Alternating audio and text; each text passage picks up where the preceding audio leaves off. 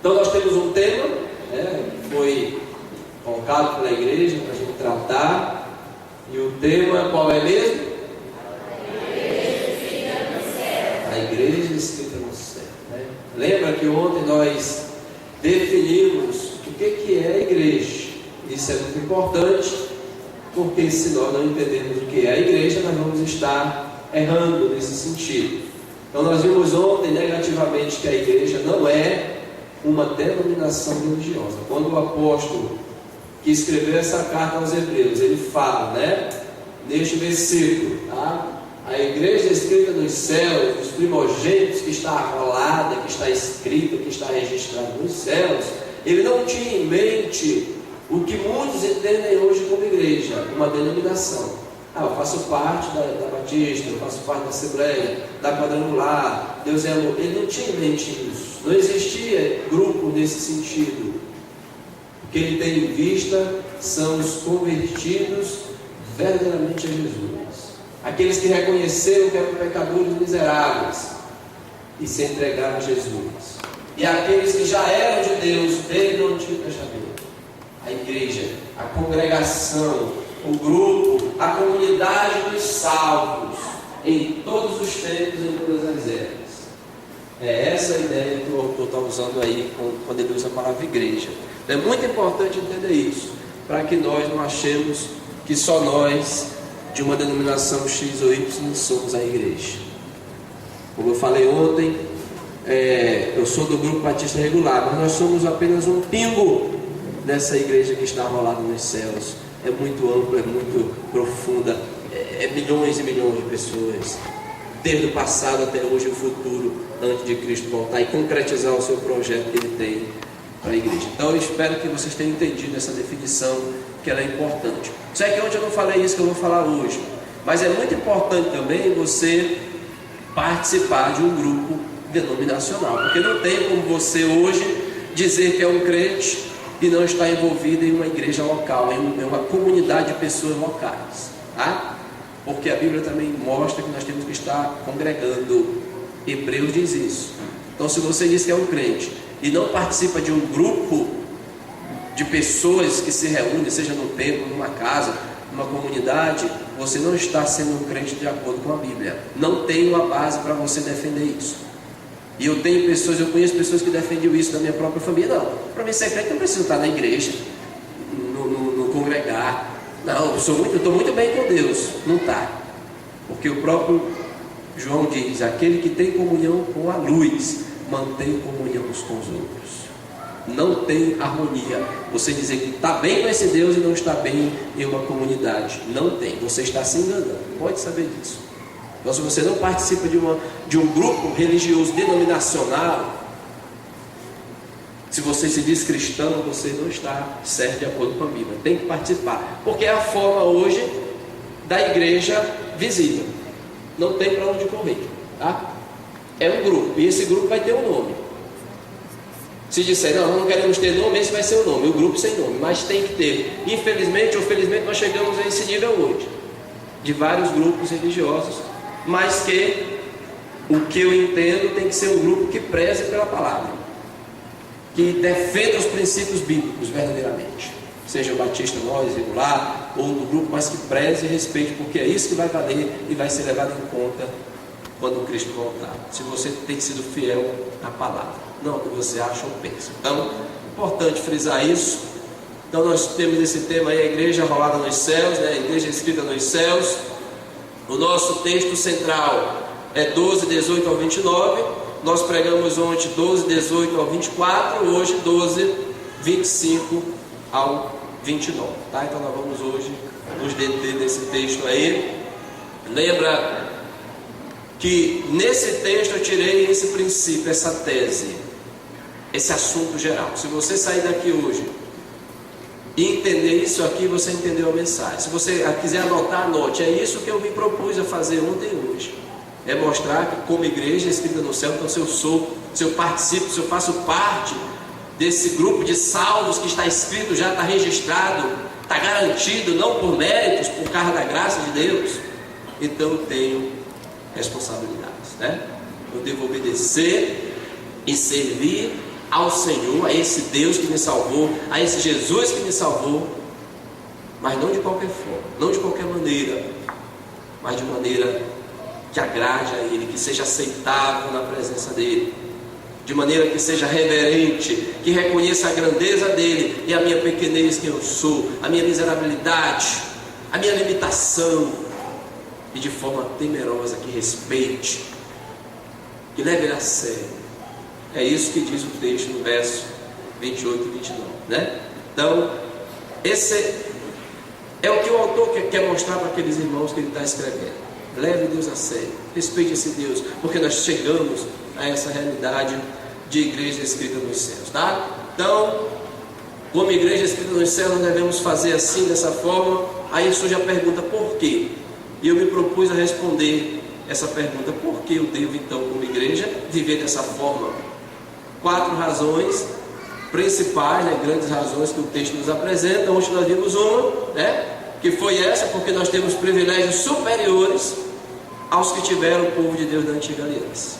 Foi isso que a gente pregou hoje, ontem. Então, se você não veio ontem, você está vendo o que a gente pregou. Foi isso, né? Nós falamos desse primeiro tópico aqui, dessa primeira razão, que nós temos privilégios superiores. E aí nós mostramos ontem quais foram esses privilégios, né, que nós temos, que são superiores ao povo de Deus da antiga aliança. Primeiro, nós não temos experimentado a manifestação da glória de Deus, não temos, né, de maneira tão amedrontadora como Ele fez com o povo de Israel. Então o texto diz isso, versículo 18 ao 22, como foi aquela maneira que Deus mostrou quem Ele era, amedrontadora, que o povo teve medo. Moisés fala tu, não fala mais Deus. Foi muito difícil para eles, inesquecível para eles aquele momento que o monte tremeu, a montanha tremeu, fogo, escuridão. Nós não chegamos a isso, graças a Deus. A forma de Deus se apresentar para nós foi diferente da nova aliança, desse novo período que Deus está trabalhando com pessoas para salvar, né? Depois de Cristo para cá, depois do Novo Testamento para cá. Então, nós não experimentamos isso, estamos só recapitulando, tá? O outro grande privilégio que nós temos, que é superior a eles, que nós chegamos a realidades espirituais infinitamente superiores que eles não chegaram. Então, do lado negativo, nós não experimentamos o que eles experimentaram. Do lado positivo, nós experimentamos o que eles não experimentaram. Deu para entender? Né? Olha só que privilégio. Nós já listamos ontem aí, se você ler o texto depois, né? Chegamos já à igreja dos primogênitos, que é o tema nosso. Chegamos aos milhares de anjos. Chegamos ao Monte Sião, a Nova Jerusalém, ao Espírito dos justos aperfeiçoados. E ele finda no verso 24, a Jesus. Chegamos a Jesus que eles não chegaram. Eles não tiveram Jesus em pessoa. Jesus já existia, tá? No tempo de Israel, desde o tempo da eternidade ele já existia. Ele já está lá em Gênesis, na criação, porque Hebreu diz, sem ele não existia nada de criação. Tudo foi criado por meio dele, né? Então Jesus já estava lá em Gênesis 1, 2 e 3, tá? E nós chegamos a Jesus, mediador de uma aliança superior. O sangue dele fala coisas superiores, tá? E nós paramos aí. Vamos continuar hoje vendo a segunda razão que nós não vimos ontem, porque servir ao Senhor dessa forma, obedecer, né, de modo agradável, tá? A primeira foi essa, a segunda, porque nós temos uma revelação superior à que teve o povo de Deus da antiga aliança. Vamos lá para a Bíblia, versos 25, vamos seguir o nosso estudo, nossa reflexão.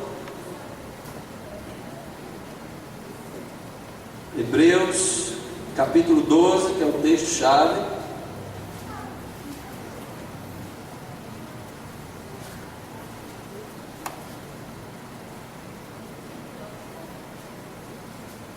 O autor mostra que, além de privilégios superiores, nós temos uma revelação superior, tá? O que a gente entende hoje, o que a gente compreende hoje, o que a gente entende escrito hoje, é superior ao que eles tiveram. E isso nos torna, então, com muito maior responsabilidade, tá? Hebreus 12, verso 18, você vê que ele diz, nós não temos chegado a isso. Verso 22, mas temos chegado a isso, a essas outras realidades. E aí no 25 ele diz: tende cuidado. Aqui ele está querendo chamar a atenção, é uma advertência para aqueles irmãos. Cuidado. Tende cuidado. Não recuseis ao que fala. Literalmente, a ideia aqui é: não recuseis ao que ainda continua falando. O termo aqui no presente é isso que significa. Deus ainda está se revelando. Deus ainda está se mostrando nesse contexto aqui. Não recuseis ainda. Cuidado, tenha muito cuidado com a revelação que Ele está trazendo hoje para nós, que é superior a que eles tiveram. Se não escapar, olha só o que diz o texto: aqueles que recusaram ouvir quem divinamente os advertia sobre a terra, se eles lá, que estavam tendo uma advertência na terra, a partir da terra, Deus estava mostrando terrenamente ali para eles uma revelação, muito menos nós, os que nos desviamos daquele que dos céus nos adverte. Se naquele momento Deus está apenas mostrando questões palpáveis, visíveis, terrenas, Moisés está na terra, está se revelando ali, Deus através de Moisés ao povo, a sua vontade, a lei. E se essas pessoas lá que recusaram ouvir essa advertência não escaparem, você pode ler que não escaparam, quantos israelitas não morreram pelas suas desobediências. Quem assistiu essas séries aí que a Record fez ultimamente sobre os 10 mandamentos, você percebeu isso, mesmo que tem algumas coisas que fogem da Bíblia, mas passo básico: o que sofreram aquele povo por desobediência, porque não levavam a sério essa revelação, mesmo que pequena que tinham. Muito menos nós, quem que ele está falando? O que estão vivendo na nova aliança.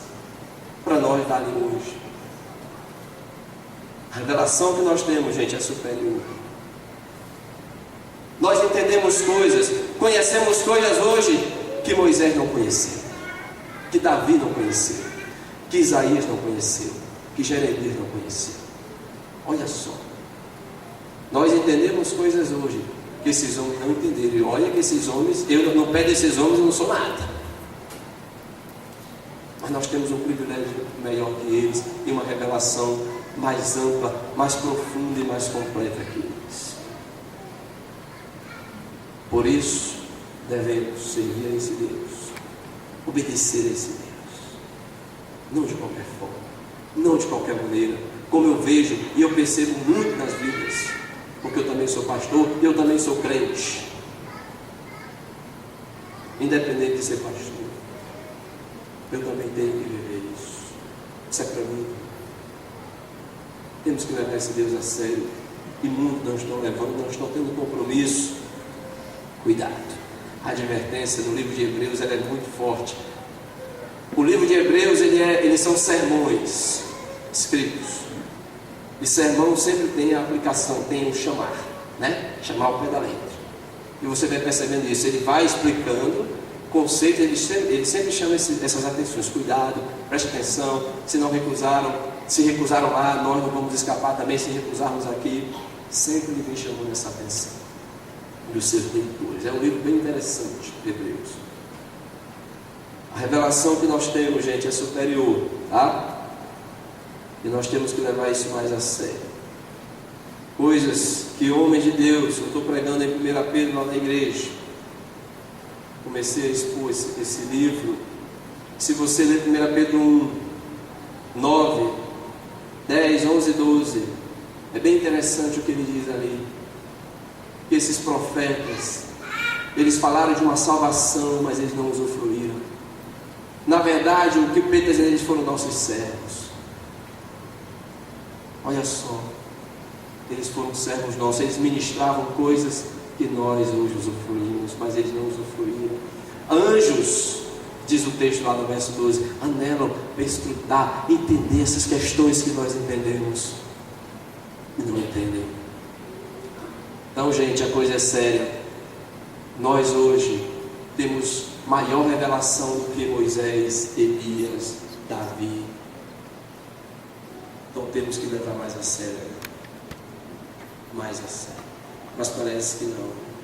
As pessoas têm brincado com Deus, acham que servir a Deus é de qualquer forma, de qualquer maneira. Posso levar a vida do jeito que eu quiser, que está tudo bem, obrigado. Cuidado. Se aqueles não escaparam, nós não somos melhores que eles. Temos revelação melhor, diferente, mas estamos sujeitos às mesmas atitudes de Deus também, se nós não respeitarmos Ele. Ele faz essa advertência aqui muito séria, né? Não recuseis, não rejeiteis ao que fala. A Bíblia Viva, ela traduz esse versículo da seguinte forma: portanto, procura obedecer àquele que está falando a vocês, pois se o povo de Israel não escapou quando recusou ouvir Moisés, que era um mensageiro terreno, como será terrível o nosso perigo se recusarmos ouvir a Deus que fala do céu.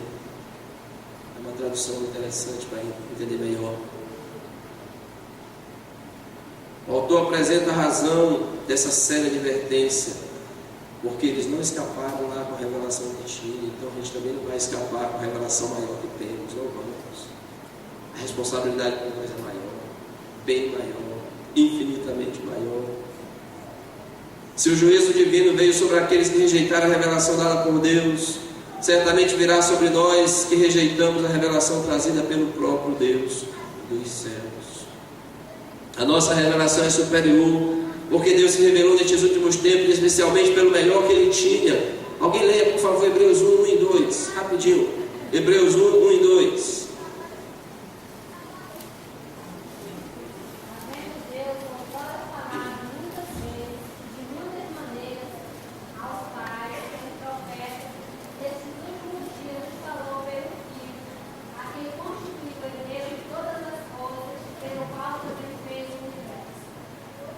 Deus falou no passado, o texto está dizendo, de várias formas, de várias maneiras, sonhos, visões, a jumenta que falou, enfim. Nestes últimos dias, Ele nos falou pelo Filho. O melhor que Ele tinha, Ele deu, Ele enviou. Ninguém jamais viu o Pai, mas o Deus unigênito que está no seio do Pai, que é Cristo, é quem o revela. Olha só, eles não experimentaram essa revelação que nós temos em Cristo, em pessoa. Aquele que mostra a Deus plena e perfeitamente, como nenhum dos profetas puderam mostrar. Nós temos isso hoje. Por isso, veja o que diz o verso 1 do capítulo 2 de Hebreus. Por esta razão, por causa de quem Cristo é, por causa dessa forma como Deus veio a nós, mais ampla e mais profunda do que no passado, porque Ele é superior aos anjos. 1 do 2, capítulo 2. Importa que nos apeguemos com mais firmeza às verdades ouvidas, para que delas jamais nos desviemos. Se, pois, se tornou firme a palavra falada por meio de anjos, e toda transgressão, desobediência, todo pecado recebeu castigo justo, olha essa pergunta, gente: como escaparemos nós, os crentes daqui de hoje, de Santa Maria, quem está aqui dentro da igreja hoje, se negligenciarmos tão grande salvação? Como vamos escapar? Não tem jeito de escapar se negligenciar o que Deus está falando com você hoje, que é superior ao que Ele falou ao povo do passado. Então o autor de Hebreus, ele vai falando, doutrinando, mas ele vai aplicando, ele vai trazendo uma advertência. Cuidado, preste atenção, não deixemos de congregar. Então ele vai. Que Ele quer chamar a atenção daqueles irmãos. E também creio que espiritualmente Deus nos chama a atenção hoje na sua palavra. Deus hoje fala conosco através da palavra revelada, completa, Cristo, a palavra encarnada. Então vamos levar em consideração essa revelação que nós temos. Então, por que servir e obedecer a Deus dessa forma, né? Primeiro, porque nós temos privilégios superiores. As bênçãos que nós temos nem se equiparam ao que eles tiveram. São infinitamente melhores e maiores. Segundo, porque nós temos uma revelação superior, um entendimento superior, uma compreensão superior ao que eles tiveram. Então, por isso, devemos viver dessa forma, tá? A terceira razão que ele nos apresenta aí é porque nós também tivemos ou temos promessas superiores. Deus prometeu muitas coisas ao povo de Israel, mas não igual ao que ele prometeu para a igreja, aos crentes da nova aliança. Prometeu muitas coisas para o povo de Israel, passageiras também, terra, boas coisas nesse sentido. Mas para nós ele prometeu coisas que têm promessas superiores. Versículo 26 de Hebreus 12.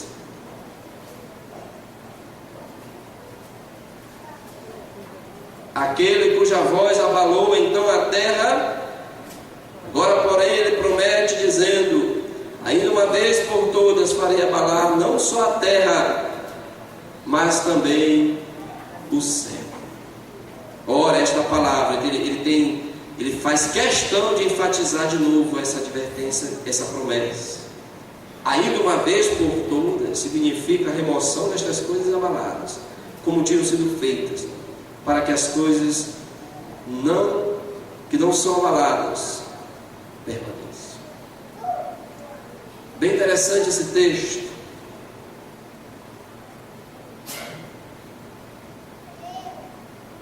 Ele usa aqui Ageu 2:6 para demonstrar que ainda há uma grande promessa que nos aguarda. A atenção aqui é a frase ainda uma vez por todas. Deus ainda vai agir de uma forma tão tremenda que não vai haver mais lugar para as coisas abaláveis, instáveis. Quando Deus finalizar o seu projeto para esta terra, concluir o seu juízo final, aquelas coisas que são abaláveis não vão ficar. Aquilo que não tem estrutura, que não tem raiz firme em Deus, não vai permanecer. O mundo passa, João diz, bem como os seus desejos, suas concupiscências, mas aquele que faz a vontade de Deus permanece, é inabalável. O autor está dizendo, tem coisas que são abaláveis, essas coisas vão passar, só vai permanecer o que tem firmeza, que tem sólido fundamento, e certamente é aquele que tem Cristo e aquele que está em Cristo.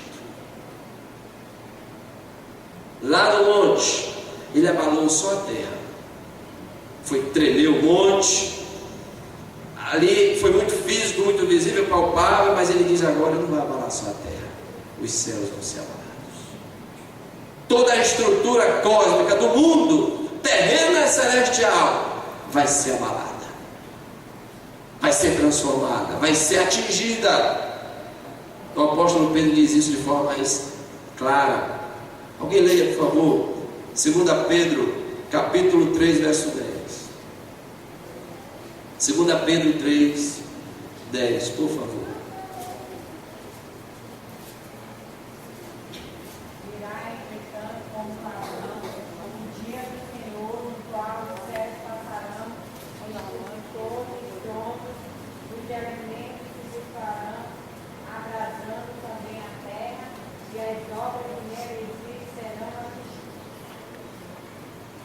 Vai ser abalado o céu com estrepitoso estrondo, inimaginável, nunca ouvido.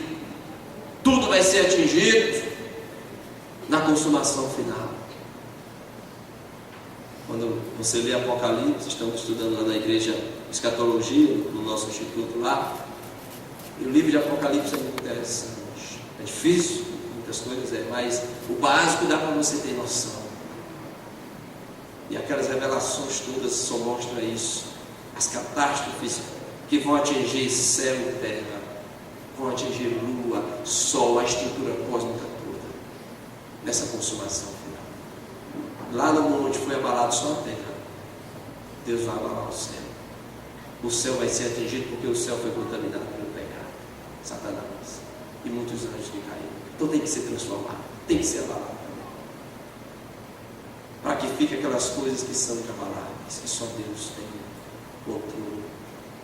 O texto prevê que haverá uma remoção de todas as promessas e coisas passageiras temporais e o estabelecimento de promessas superiores, inabaláveis e celestiais.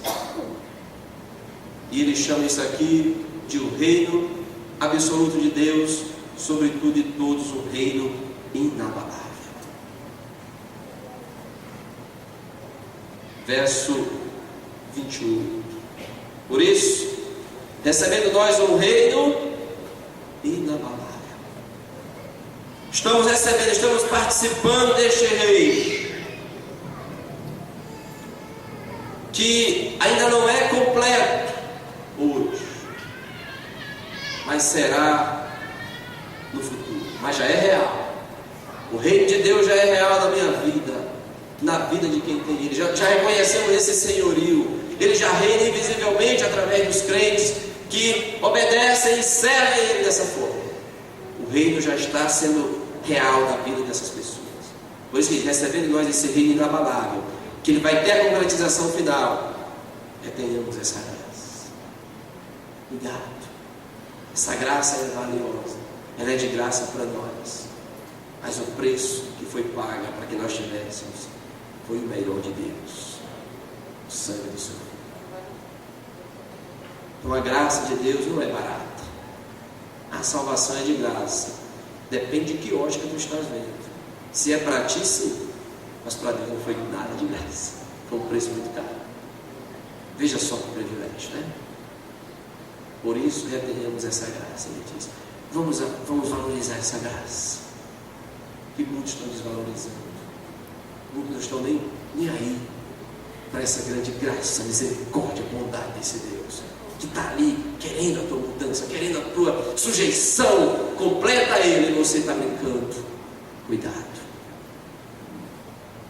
Se outros não escaparam, quem sou eu? Não sou melhor do que ninguém, também não escaparei. Se negligenciar tão grande salvação, tão grande graça, tão grande privilégio, tão grande revelação que Deus tem me dado e dado a você. Não importa quem você seja, você é mais privilegiado do que o povo do Antigo Testamento, sem dúvida alguma. Nós somos. Então o céu vai ser abalado, a estrutura total vai ser abalada. É promessa superior. Deus nunca prometeu isso ao povo de Israel. Por esse motivo, o autor de Hebreus mostra que também temos maiores responsabilidades, e por isso devemos reter a graça. A ideia é que sejamos gratos e levemos a sério essa graça que nos foi manifestada, que foi trazida a nós.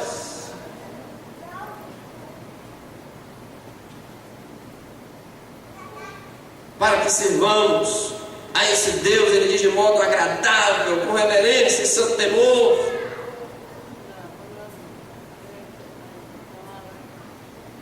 Como temos vivido, meus amados irmãos e amigos? Como você tem vivido? Faça uma reflexão agora.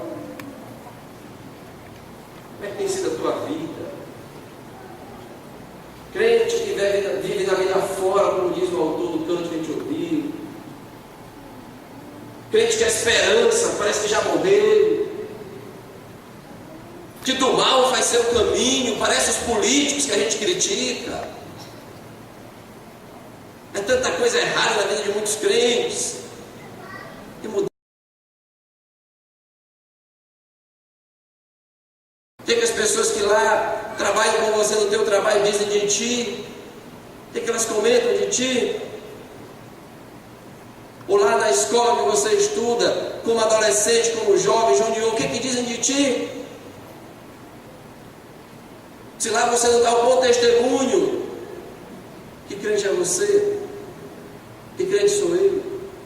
Você como patrão, como é que você é com o seu funcionário? Você libera ele no dia de domingo para estar na escola dominical? Então que crença é essa? Eu tenho batido muito na tecla na igreja que eu estou sobre o domingo. E eu entendo que tem trabalhos de força maior no domingo, que não tem como deixar. Eu sou motorista de ônibus, eu sou um enfermeiro, médico, eu tenho que estar. Mas tem pessoas que elas estão usando o domingo para elas, para ganhar dinheiro para elas. É uma ganância muito grande, que acha que Deus não suprirá.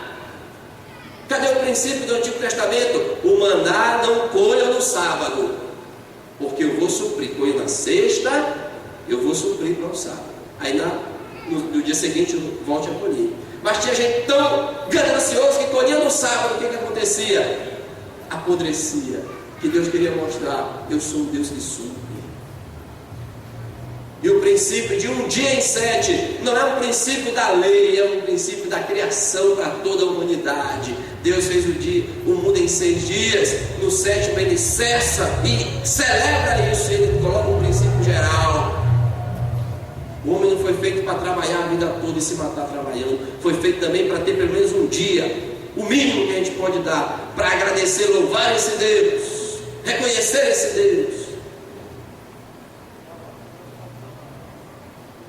Espero que você não fique chateado comigo, mas eu vejo dessa forma porque eu tenho um princípio bíblico.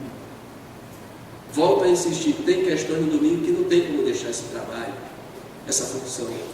Eu dependo disso. Mas tem pessoas que elas não morreriam, não passariam fome se elas deixassem de trabalhar comigo. Eu digo isso porque eu tenho experiência na minha casa com meu pai. Vida toda trabalhando no domingo. Pai, só não precisa, só não vai morrer de fome.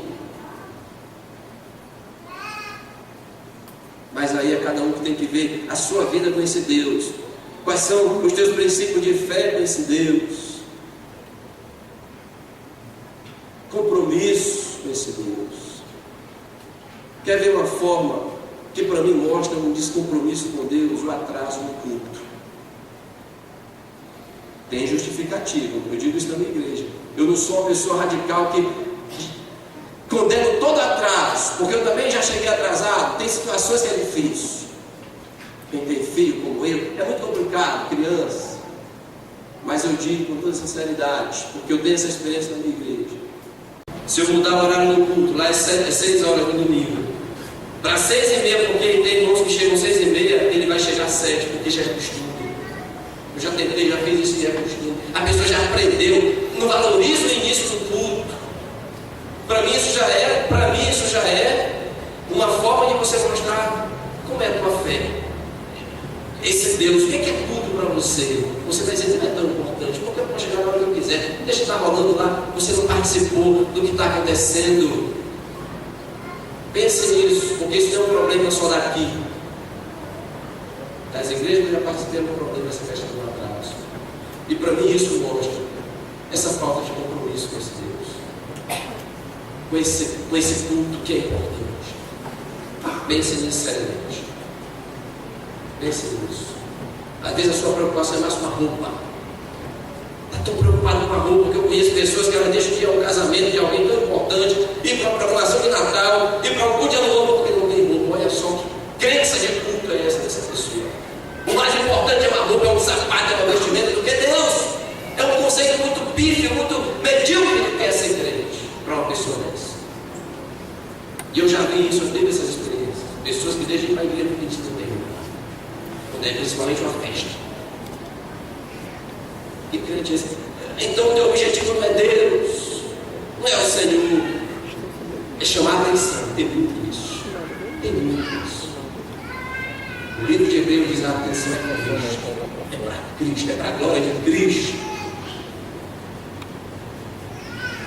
Por que seria Deus dessa forma? Temos promessas superiores, infinitamente superiores. Para finalizar, um outro motivo que ele apresenta a ele, porque Deus ainda é fogo consumidor a quem devemos prestar contas. No último versículo diz isso. Alguém lê o último versículo, por favor, Hebreus 12, 29. Porque o nosso Deus é fogo consumidor. Ele está dando a razão do verso 28. Por isso, recebendo nós no reino inabalável, revelamos a graça pela qual sirvamos a Deus de modo agradável, com reverência e santo temor. Ele dá razão, porque Deus é fogo consumidor. Por que eu digo que ele ainda é? Porque esse termo vem lá no Antigo Testamento. Deuteronômio 4, 24, 9 e 3. Deus era um fogo consumidor literal. Literal. Ontem eu falei um pouco sobre isso, né? Tem gente que gosta muito de falar de fogo nos seus cânticos, nos seus dedos. Cuidado. Geralmente, nem sempre, geralmente, fogo na Bíblia é juízo. Geralmente. Tá? representa essa santidade de Deus tão forte, tão profunda, que ele julga também por causa disso. João Batista diz: Jesus veio batizar com água, com o Espírito Santo, aliás, e com fogo. Batismo com fogo ali não é positivo, se você ler o contexto, é juízo.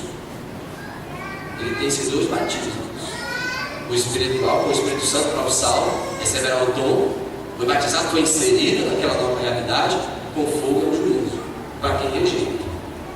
Pode ler João Batista, Mateus 3, que você vai ver. Então a gente tem que ter cuidado. Quando aí diz que Deus é fogo consumidor, está falando da sua seriedade com o pecado, com a irresponsabilidade, com a negligência. Quer dizer que ele ainda vai prestar contas conosco.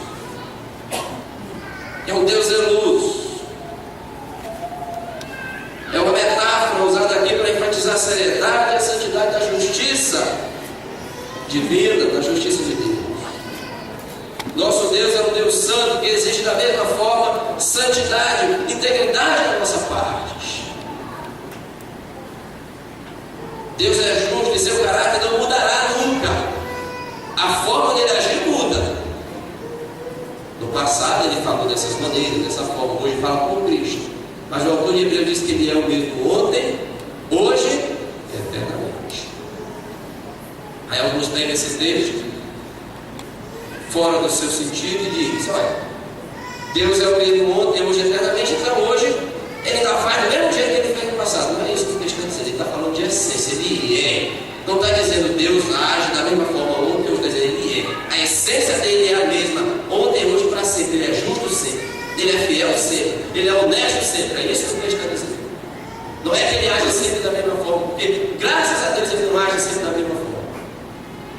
Exemplo: vamos imaginar que ele agisse conosco, que mentimos, que fazemos coisas aí erradas, como ele agiu quando Anísio e Safira. Eu não queria isso hoje não, porque eu já tinha sido fulminado. Se ele fosse agir no mesmo critério que ele usou lá em Atos 5. Mentiram sobre um dinheiro lá. Ainda nem precisamos levar ele para a igreja. Ninguém pediu. Tanto o marido quanto a esposa compactuaram com aquilo. Pedro diz: ei, é verdade que a propriedade foi dessa forma? A mulher: sim. Olha, os rapazes ali que levaram o teu marido vão te levar também. A mulher pagou na menor. Já era igreja, já é o tempo do Novo Testamento. Mas graças a Deus, ele não age mais hoje. Se eu não está agindo, não está falando dessa forma não, mas conosco. Ele está sendo paciente, esperando que nós nos arrependamos. Diz 1 Pedro, lá na 2 Pedro, ele não retarda a volta dele, como alguns dizem, está muito demorado, já tem 2000 anos, né? Pelo contrário, ele é longo. Então, o ânimo dele é longo, a paciência dele é muito comprida. Para conosco, não querendo que nenhum pereça, morra, seja condenado, mas salvo. Graças a Deus por essa paciência, porque ele não está agindo como agiu no Monte Sinai. Mas ele é o mesmo Deus, tá? E continua sendo o mesmo fogo consumidor, que vai levar a sério na consumação final o juízo para aqueles que não levam a sério. Só um texto para finalizar. Tessalonicenses, tá? Carta de Paulo aos Tessalonicenses. Deixa eu ver aqui.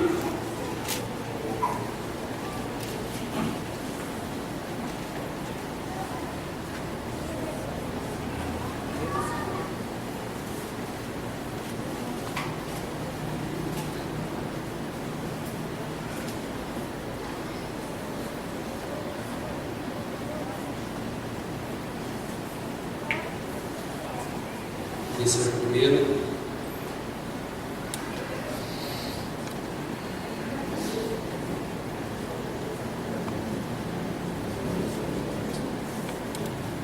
Segunda Tessalonicenses, tá? Capítulo 1, texto muito forte. Segunda Tessalonicenses 1, 3 em diante. Irmãos, cumpre dar sempre graças a Deus em tocante a vós outros, como é justo, pois a vossa fé cresce sobremaneira e o vosso amor mútuo de uns para com os outros vai aumentando. Então ele está elogiando a igreja dos Tessalônicos, a tal ponto que nós mesmos nos gloriamos de volta às igrejas de Deus, à vista da nossa constância da fé, em todas as nossas perseguições e nas tribulações que suportais. Então era uma igreja sofredora, passava muita dificuldade por causa de Deus. E ele diz: isso é sinal evidente do reto juízo de Deus, para que sejais considerados dignos do reino de Deus, pelo qual com efeito estáis sofrendo. Se de fato é justo para com Deus que ele dê em pago o troco, tribulação aos que atribulam vocês, e a vós outros que sois atribulados, alívio juntamente conosco, quando do céu, olha só, se manifestar o Senhor Jesus com os anjos do seu poder, em chama de fogo, olha o fogo do juízo, tomando vingança contra os que não conhecem a Deus, e contra os que não obedecem ao Evangelho de nosso Senhor.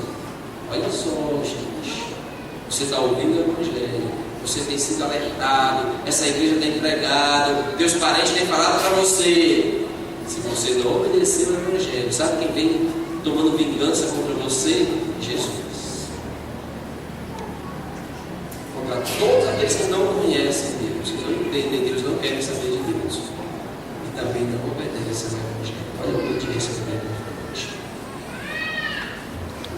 Estes, verso 9, estas pessoas que não conhecem Deus, não levam a sério a Deus, não querem nada com Deus, às vezes estão dentro das igrejas, mas não conhecem e não obedecem ao Evangelho.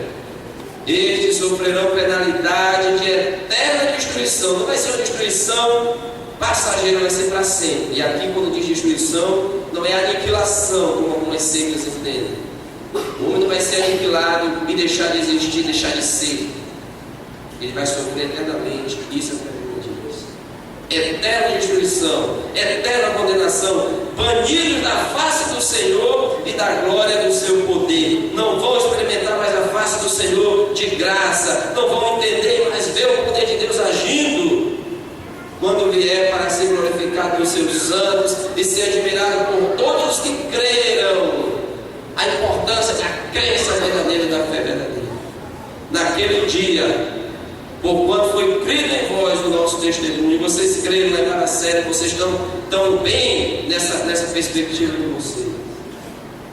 Amados, é muito importante a gente levar a sério as coisas de Deus. Talvez Deus está te dando uma oportunidade hoje para refletir de novo na tua vida tudo errado que você tem levado. Mesmo já se dizendo cristão ou coisa semelhante. Reflita na tua vida. Pense como é que está a tua vida. Porque como igreja existindo nos céus, nós temos responsabilidade, nós temos que obedecer, temos que servir ao Senhor, de modo que agrade, que seja aceitável a Ele, reverente, temeroso, respeitoso. E nós vimos aí as razões, apresentadas aí. Revelação superior aos céus, privilégios superiores aos céus, promessas superiores aos céus. E um Deus, que continua sendo um Deus, que recompensa o fiel e pune o infiel. É Deus e Deus. Vamos baixar suas cabeças. Cada um. Baixa sua cabeça que eu vou fazer um desafio para você que está aqui nesta noite. Eu não sei, eu não conheço a tua vida, eu não sei como você chegou aqui, por que chegou aqui. Mas eu sei que Deus quis que você estivesse aqui, senão não poderia chegar. Não existe acaso no projeto de Deus. Eu quero começar fazendo um desafio primeiramente para quem está aqui nesta noite e ainda não é um cristão, ainda não é um convertido ao Senhor Jesus. Eu não estou falando de um religioso, de alguém que tenha já uma igreja que participa, não. Eu estou falando para alguém que ainda não tomou uma decisão com Cristo de verdade. Você pode até ser um religioso porque tem uma religião, mas não é isso que salva. Nicodemos era o maior religioso do mundo, que era professor de Bíblia do povo judeu. O que Jesus falou para ele? Tu precisa nascer de novo. Então não é porque você tem uma religião ou participa da igreja do Evangelho aqui em Santa Maria que você é salvo, não. Não pense nisso, não. Salvação é uma decisão pessoal de reconhecimento da sua pecaminosidade, miserabilidade e entender que só Jesus salva e perdoa e transforma a tua vida. Isso é salvação. E aí você vai participar da igreja que já está escrita, arrolada nos céus. Então, se alguém nesta noite que ainda não tomou essa decisão e entendeu que precisa sair daqui hoje participando da família de Cristo, querendo também que o seu nome esteja escrito lá, que Deus registre lá o seu nome, porque você entende que é pecador e precisa dele, da graça dele, e você não quer rejeitar essa graça, como o autor de Deus disse. Vamos reter essa graça, vamos pegar essa graça para nós, agradecer essa graça. Se alguém no nosso meio quer aceitar Jesus, reconhecer Jesus como teu Senhor e Salvador, fique de pé e venha aqui à frente. É uma atitude de coragem que você vai estar tomando. Se com a tua boca tu confessar Jesus como Senhor, no teu coração tu crê, tu serás salvo. Então tem que confessar, tem que deixar isso público e visível. Alguém no nosso meio que quer tomar uma decisão de salvação, venha à frente, não tenha medo, não tenha vergonha. Dirija-se aqui à frente, você vai estar dizendo, a partir de hoje, igreja, pessoas que aqui estão, eu sou um crente, eu sou um convertido, eu quero participar da família de Jesus. Precisa ter coragem. Ele ainda diz mais, aquele que se envergonhar de mim diante dos homens, eu me envergonharei de você diante do Pai. Então não se envergonhe disso. Se é verdadeira a tua decisão, você não tem que ter nenhuma vergonha. Alguém no nosso meio que quer tomar uma decisão de salvação, vem à frente, tenha coragem. Para você que se diz, que considera-se já um cristão, alguém que já tomou uma decisão no passado, mas você entendeu hoje, pela palavra, que você está recusando a revelação de Deus. Você não está sendo obediente ao Evangelho de Cristo. Você não está servindo e obedecendo Ele de modo agradável, reverente e temeroso. Mas você quer reconciliar-se com esse Deus. Você quer reatar de novo o teu relacionamento com Deus, assim como um marido ou uma esposa reata um relacionamento quebrado. E você quer fazer isso com Deus hoje. E quer deixar isso público para a igreja, vem à frente. Você vai estar demonstrando coragem, dizendo para a igreja, realmente o estado do caminho que não agradava a esse Deus, mesmo já sendo um cristão, envergonhando esse Deus, trazendo vergonha para ele, por causa dele. Mas hoje eu quero a ajuda da igreja, eu quero a oração de vocês, porque eu estou me reconciliando, eu quero reintegrar de novo a família de Deus, ao povo de Deus e a Deus. Alguém no nosso meio quer tomar uma decisão de reconciliação. Você disse que já é um cristão, que já tomou essa decisão, mas não está agradando a esse Deus como Ele quer. E você quer hoje reintegrar-se com esse Deus de novo. Vem à frente. É atitude de coragem. Vem à frente. Você vai estar dizendo, eu estou me reconciliando com esse Deus. E para você, meu amado irmão e irmã que aqui está, que entende, que tem vivido e se esforçando para agradar a esse Deus, a minha palavra para você é continue. Continue. Como igreja seguindo o céu. Continue obedecendo, servindo ao Senhor de modo agradável, reverente e temerosamente. Querido Deus, querido Pai, obrigado por esta oportunidade que o Senhor nos deu de trazer um pouco da tua palavra em cima deste tema tão importante, a igreja escrita do céu. E aqueles, ó Pai querido, que entregaram suas vidas a Ti, já tem esses nomes lá registrados para sempre. Porque o que Deus faz é dele, Ele não volta atrás. Ele não é como o homem que mente, que finge. É um Deus que quando Ele diz, é e acontece. Quando Ele salva para sempre. Ninguém vem ao Pai, Jesus falou, se por Ele não for trazido. Ninguém vai ao Filho se o Pai não trazer. E aqueles que vão ao Filho de maneira nenhuma Ele lança fora. Obrigado, Pai, porque é a Tua graça que nos sustenta, que nos alimenta e que nós retenhamos ela, que nós não desperdiçamos essa graça no dia a dia. Abençoa essa igreja, Pai, cada irmão que veio, cada visitante. Meu desejo, Pai, eu creio que a Tua palavra foi pregada e o Teu Espírito Santo é quem vai trabalhar no coração de cada um, Senhor. O poder do Senhor, a transformação dentro do Senhor. Mas o meu desejo é que cada um aqui, Pai, reflita e mude Mudemos atitudes em nós que não estão te agradando, que não estão sendo agradáveis, reverentes e temerosas da tua presença. Esse é o meu desejo. Para aqueles que assim já estão vivendo, que não desistam, Pai, que olhem para frente, como o autor diz, para o autor e consumador da fé, que é Jesus. Perdoa, Pai, nossas falhas, Pai. Limpa, Pai, os nossos corações, porque, Pai, nós somos pecadores. Ainda é dói muitas das vezes, ó Pai, atitudes que não te agradam. E assim como o salmista Davi diz, então vê se há em mim algum caminho mau e limpa e me guia pelo caminho eterno. Assim oramos agradecidos, no nome do teu filho